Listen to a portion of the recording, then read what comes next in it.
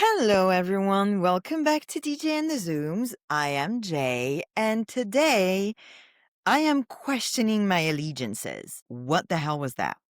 Let's talk about it. Okay, so let's start with the good news. I have mentioned a few times, but you may not remember it, that the very first team I was interested in when I started watching Formula One was Williams. They're the first team whose app I downloaded, and right around that time, they came out with a glossary of Formula One specific terms, and I am a linguist, so a glossary goes directly to my heart. I loved it, read through all of it, and felt so much smarter. And I just have kept this sort of link to Williams in my heart ever since. This weekend in Baku, Williams got a podium thanks to my very best friend Carlos. All right, you guys know I'm not his biggest fan, but it felt right seeing him on the podium this weekend alongside Max and George. The usual suspects, I would say. Well, they haven't really been this year, but yeah, the depression has taken a hold of my heart. I can't hide from it any longer. Listen, I've had enough of feeling joyful for underdogs being on the podium because McLaren dropped the ball. It was one thing being a McLaren fan when they were at the back of the grid and supporting them and knowing that they were working on something and that they were going to get to the front at some point or another. And I could have handled it for a few years. I didn't have to, but I could have. But now, them being at the front and messing up again and again, it's taken its toll on my mental health. I think I'm going cuckoo for Cocoa Puffs.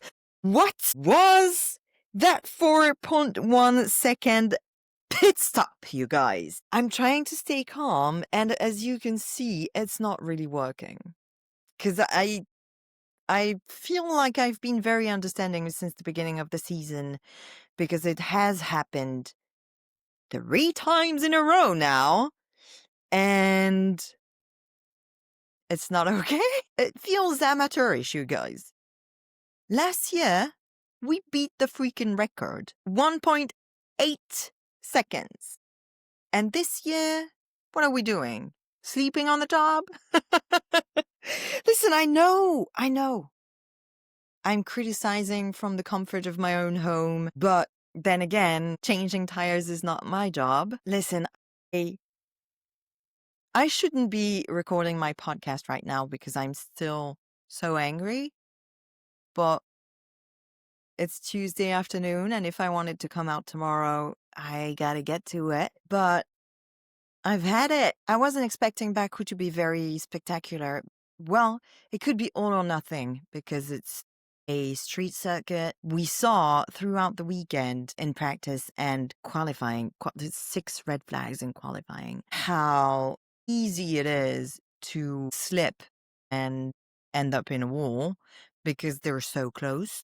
And it's really impressive when you watch it, how narrow some of the streets are. It's beautiful. I love to watch it, but I'm not surprised that the race wasn't very eventful. And so after such an incredible quali with 6 red flags and surprises at the front, it wasn't a surprise when the frontmen stayed at the front during the race.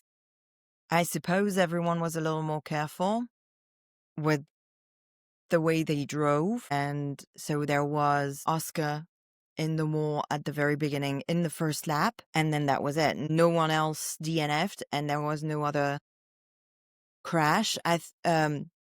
Franco Colapinto spun at one point, but he joined back with no other issue, and that was it. Other than that, difficult to overtake, I suppose, from what we saw.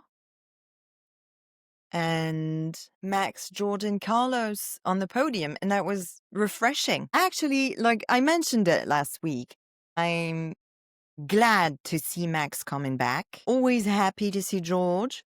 And I think, and especially since George was sick during the week, so it was very impressive what he did.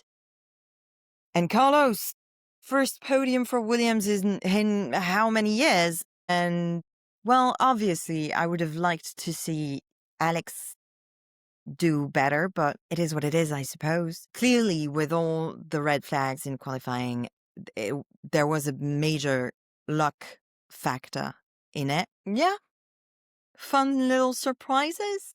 And then, some of you may have seen, Carlos and Charles their plane to go home was redirected. They couldn't land in Nice because there was a storm. So they landed somewhere in Italy and rented a van and drove back home together. And somehow that's the type of thing that only happens to Charles, but systematically happens to Charles. What does that guy do?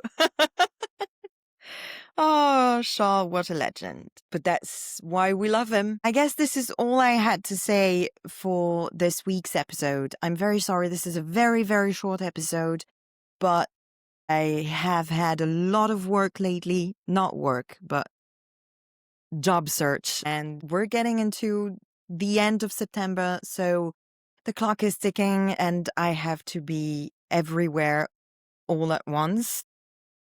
It is exhausting and it is taken up all of my brain, so I cannot think of anything else except Lando.